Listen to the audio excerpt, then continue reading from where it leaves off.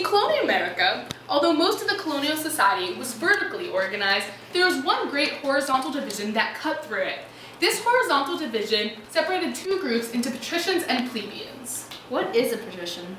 Well, Prudence, this dates back to the 18th century.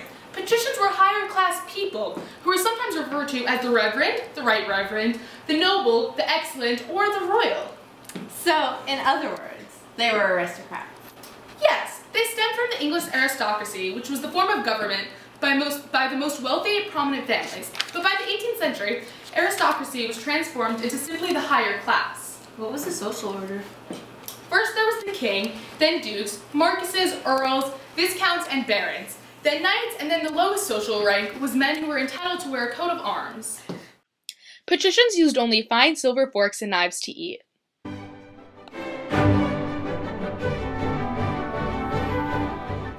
Patricians were urged by their parents to study poetry and learn to play musical instruments. Should you pet them or let them run free where they roam? Could they ever relax in a steam-heated home? Can they be trained to not growl at the guests? Will a litter box work, or would they... You must study poetry. Don't be such an underachieving plebeian. Yes, Father.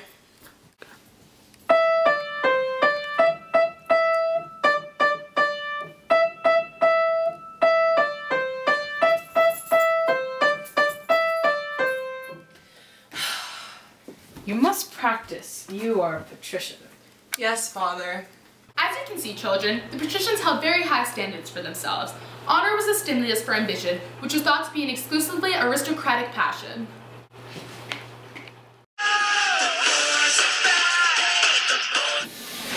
Sorry.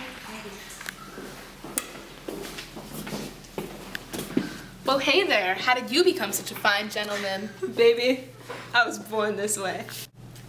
Well, aristocracy is passed down hereditarily, and since I am the eldest male in the family, I took the title. Oh, that's hot. So, how many of you are there? Well, we only make up 4 to 5% of the population, which amounts to about 1 in 25 of us, so choose wisely. But wait, then who made up the lower class? Well, those people, you see, were called plebeians, who were also referred to as the mob, the vulgar, or the herd. What were they like? Plebeians, unlike patricians, did not use silverware to eat. Instead, they used their hands. They also had different diets than the patricians did. Plebeians did not have nearly as much money as patricians. Money, please! I'm sorry, Plebeian. no, I'm sorry. Please. No, please! Please! I like this land. This is nice land. This is nice. I like this. Plebeians did not have nice estates like patricians did.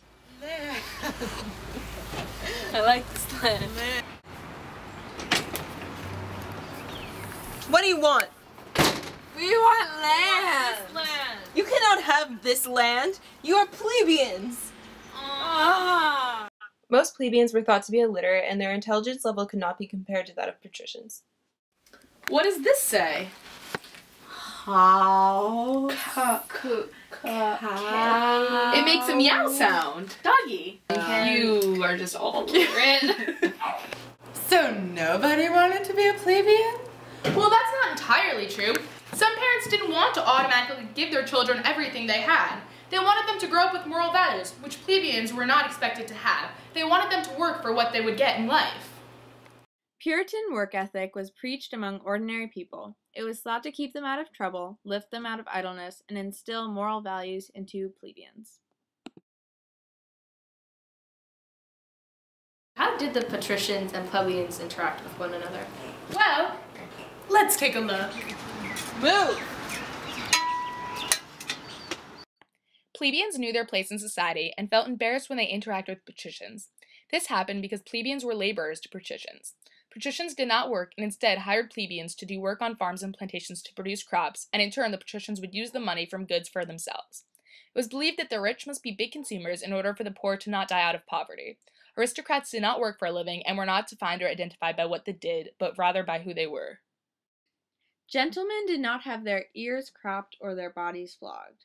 Only gentlemen could display coats of arms and be officers in the army. common soldiers captured in war were imprisoned, whereas captured officers could be released on parole. And you're a patrician, so just don't do it again.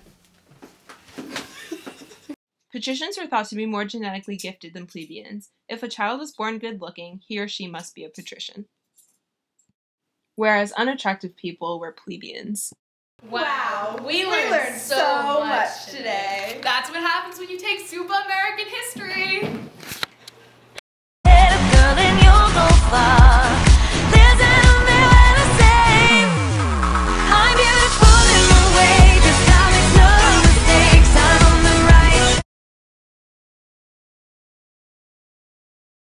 As you can see, children, the patricians held very high standards for themselves. Honor was a stimulus for ambition, which was thought to be exclusively aristocratic. Oh my god! For themselves. Honor was. Stop! As you can see, children, honor was a stimulus for ambition, which was thought to be an exclusive aristocratic. Oh my god! Is that it?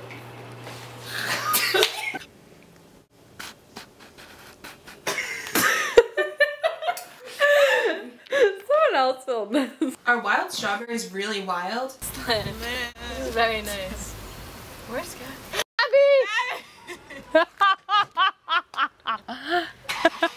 do you stand here? No, because like I'd be like opening the door, you know? Like, what do you want? We'll just open.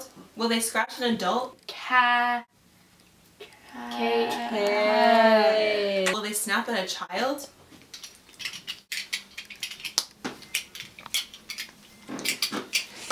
Don't be such an underachieving plebeian. I didn't saw that.